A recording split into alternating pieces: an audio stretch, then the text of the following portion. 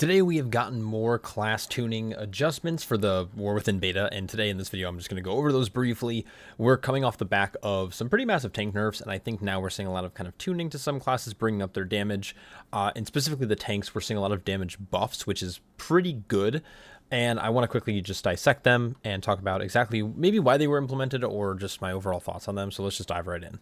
So in terms of the Death Knight, starting here at the top, we are seeing mostly changes to some of the hero talents. We are getting a few buffs to blood in terms of damage, but they are getting a Bone Storm nerf based on the amount of Bone Shield charges that it's providing, or it's consuming, I guess. Really quick, in terms of Deathbringer, nothing is changing for blood specifically. They are increasing the damage that Frost Death Knight does with Exterminate, but not blood from what I understand. And then of course Sand Lane is also now getting buffed a little bit more. It looks like they're really trying to fine-tune Sand Lane. We've been seeing very minor buffs over the last couple weeks. Almost every week we're seeing something happen with Sand Lane. So I think they're really trying to hone in the exact damage, I guess, differential. They're really trying to hone it in for the War Within. So Frenzied Bloodthirst now increase the damage of your Death Coil and Death Strike by 4% per stack instead of 3. Originally it was 2%. So it's now essentially, you know, originally it's about 100% stronger. Anyways, for blood specifically, we are getting a flat 10% damage buff, which is welcomed. It wasn't, I don't know if it's necessarily needed. Blood DK has this really unique thing where it scales really well into big pulls, but tends to struggle in that kind of like mid-range or single target. So a flat 10%, you know, buff is welcomed. And then of course the Bone Storm change is pretty big. So Bone Storm now consumes up to 5 Bone Shield charges. It used to be 10. And now Bone Storm lasts 2 seconds per Bone Shield charge instead of 1. So essentially the increase of Bone Storm's duration is because they're reducing the amount of shield charges that it consumes. Basically, there isn't a damage gain or loss directly with Bone Storm itself, but this does have a pretty big impact on Dancing Rune Weapon uptime, which arguably could be a damage nerf overall. What was happening is they finally made Bone Storm charge consumption affect the Dancing Rune Weapon cooldown, but now, because people are kind of abusing it, between Tombstone and Bone Storm, you can get some pretty high uptime on Dancing Rune Weapon. This is supposed to combat that. So overall, fine changes. It's like a buff. It's also a nerf. You know, I think Blood Death Knight is looking good going to the War Within, so this isn't like anything crazy. Moving on, we have Demon Hunter. We have a few changes to Aldraki Reaver. Reaver's Mark increases the target's damage taken by 7. It was 12. This is a good change because the Reaver's Mark was doing some pretty intense single target damage, or allowing for some pretty intense single target damage. Aldraki Reaver right now for Vengeance seems like the single target kind of hero talent choice, but this was also changed in conjunction with Art of the Glaive now actually having higher uptime, because it now only takes 20 soul fragment consumption down from 30, and it used to actually be 40. So we've actually seen a pretty big swing in terms of how often you're actually going to be using Throw Glaive. I like this change a lot. And then some other things, they're increasing some damage. Increasing some damage from Fury of the Aldraki, and then the Incisive Blade damage has actually been reduced a little bit. So this is just really balancing out single target, or in this case, I guess, how frequently you're going to actually gain Art of the Glaive, which arguably could be a buff in like Mythic Plus, or make it more of a competitive choice, because as of right now, especially with the Demon Surge buffs last week, Fellscarred was looking insanely strong. Okay, so Fellscarred. Demon Surge damage reduced by 6%. This is good. They did an 80% buff last week or 2 weeks ago. That was very insane, so they're essentially kind of reeling that back a little bit. Now, Fellscarred has an issue, especially with the Demon Surge damage in single target encounters, but the way that they're combating that is actually by increasing the focused hatred. So whenever you do proc Demon Surge, now in single target, instead of being a 35% damage increase when it's only to one target, it's now going to be 50. So again, Blizzard's really trying to hone in the single target versus AoE aspect of these hero talents, because a lot of them were kind of shaping up to be like that, where you would take Fellscarred for AoE and Aldraki Reaver for single target. You'll take Sand Lane and single target. You'll take, you know, Deathbringer and AoE. They're really trying to hone that in, which is what I like, and obviously has been a pretty big concern about for a lot of the player base about hero talents, is that really there's just going to be cookie cutter choices for either type of content. Now, Havoc did get changes. We don't really care about that. Vengeance, though, has all damage increased by 15%. I think the only tank that was really an outlier was Guardian Druid. Guardian Druid was doing a ton of damage compared to the other tanks. And what we're seeing is that most tanks are getting a flat damage increase kind of like across the board. We're seeing some nerfs and some buffs to individual talents as well. All right, moving on. Druid actually has a lot going on. I'm going to try to break this down the best I can. First, it's referring to the hero talents for Druid of the Claw. So this is kind of the physical damage or the physical hero talent tree. Ruthless Aggression increases attack speed by 35% instead of 20. Killing Strikes now actually increase your agility by 8% instead of 5. That's fine. Strike for the Heart increases critical strike chance and damage by 10% was 6. Tear Down the Mighty reduces damage of Feral Frenzy and Pulverize by 10 seconds was 5. Honestly, I still don't think Pulverize is good enough to actually still take, but generally speaking, we are seeing flat damage buffs. Now, the reason we're seeing this is, I can't really speak on Feral Druid too much, but Guardian, while I think Druid of the Claw plays better in a functional way, it was definitely lacking in terms of damage. So these changes overall, totally fine. Now, the Guardian Druid specifically for this, Ravage damage to your primary target increased by 35%. This is good because Ravage was like it turned Maul into an AoE, and while good in AoE and in Mythic Plus, not super great in single target. So this is good. Dreadful Wound damage also now increased by 25%. The Dreadful Wound is applied from your Ravage, which is essentially your Maul. So Maul gets turned into Ravage. Ravage applies Dreadful Wound.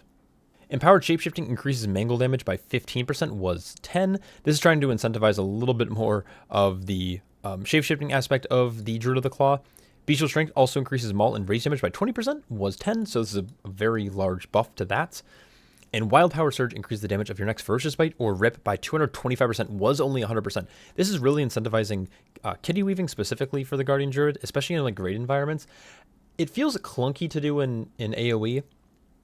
Generally speaking, even with being able to consistently keep most of your armor and health while shifting into cat form, it's kind of awkward to use. Maybe it's something that's like a comfort thing where as you play it, you get more comfortable doing it. But for me, it still feels a little clunky to do it in Mythic Plus, and it just doesn't really make sense in terms of a damage component.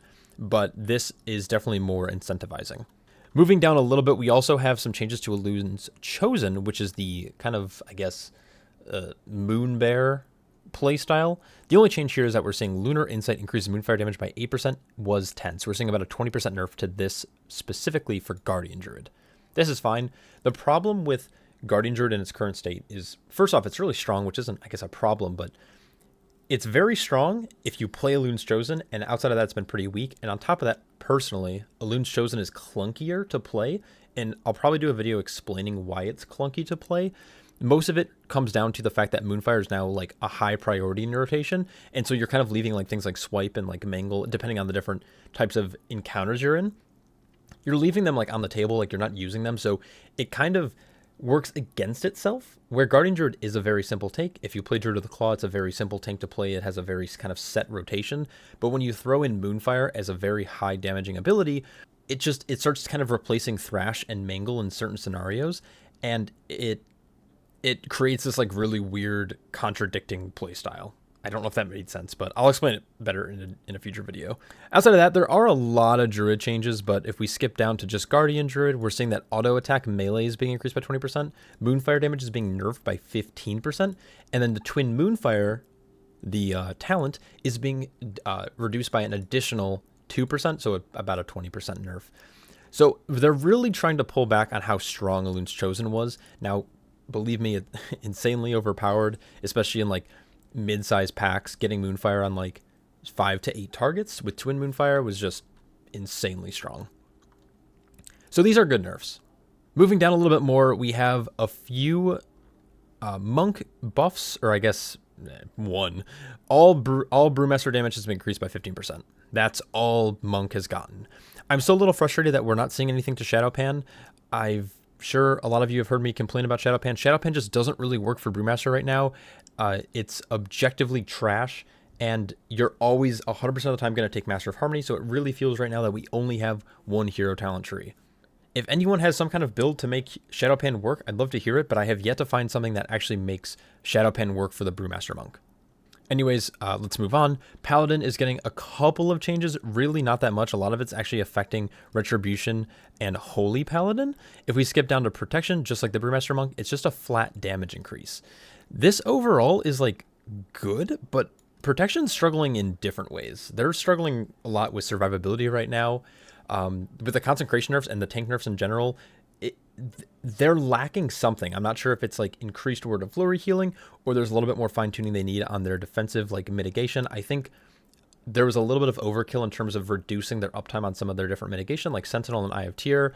I think if they fix that, Paladin might be in a good spot, but right now all you're seeing is a flat 15% damage buff, which again is welcomed, but I don't think it's what Paladins are struggling with right now. All right, and last but not least, let's scroll all the way down to Protection Warrior. Now, Protection Warrior did get a couple of changes here that's pretty exciting. Straight up, flat 8% damage increase on Shield Slam. That's good. In terms of hero talents for Protection and Arms, they are increasing Tide of Battle. This is now going to increase Revenge by 10% per stack instead of 5. Practice Strikes is now going to increase Immortal Strike. I guess this doesn't really matter. Mountain of Muscle and Scars now increase all damage by 4 and was 5. So this is actually a little bit of a nerf. It's fine. Like, this doesn't really matter too much. It's a 1% damage nerf here, but they're increasing our single target, especially like things like Revenge. And specifically for Protection, Dominance of the Colossal, which is the capstone for this tree, increases damage dealt to targets by up to 20%. It was 10% per stack. So again, welcomed change. Mountain Thane is also getting actually some nerfs. Mountain Thane was overperforming in terms of like Thunderblast. Thunderblast damage just ended up being such a large percentage, close to like 25, sometimes even 30% depending on the fight and procs, that they're just reducing the damage and allocating it elsewhere, which is from the lightning strikes and the essentially lightning strikes. Ground current is now being reduced by 25% as well. And then finally, the last couple things that they're doing to Protection specifically is that melee attacks and all ability damage increased by 30%. So a very large buff. While it did seem a little gloomy up here, a flat 30% increase is pretty insane. Revenge is also being increased by an additional 25%, which has a lot of synergy with the Colossal Tree. Execute is being increased, which is great for single target.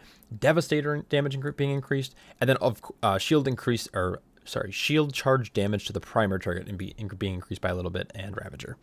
So all in all, good changes. Again, we're still kind of riding that wave of the tank nerfs. People are still feeling it out. Overall, my opinion is slightly changing a little bit after spending a lot more time playing on beta after the changes. You know, it really depends on the healer you get. If you have a good healer, tank keys feel fine. There are some sketchier moments in keys, and I wish some tanks had a little bit more agency. Maybe not all tanks, but like Protection Warrior for me specifically does feel a little bit worse than other tanks right now, and same with Protection Paladin. I think Protection Paladin might need a little bit more Word of Glory healing, or a little bit more like shielding from things like their Bulwark, or I guess on the other hand, I think like Protection Warrior, I think reverting the impending victory change would be more beneficial than what we currently have. They did end up nerfing it, and then they changed it back for just Arms Warrior, or I guess Arms and Fury. But I think Prot should also have that nerf revoked, just because a little bit more agency over our own healing is fine. But overall, tanks are feeling fine. I think these damage buffs will definitely help them get pushed in a more positive light. But yeah, let me know what you guys think down below. I do have some videos planned regarding the current state of each tank and each hero town and how I think they're playing so far and what adjustments I'd like to see. So that video is planned for the near future, so keep an eye out for that. Anyways, massive shout out to all my Patreon supporters, because without you guys, I wouldn't be able to do videos like this. I hope you're all staying happy, healthy, and I'll catch you all in the next one. Peace.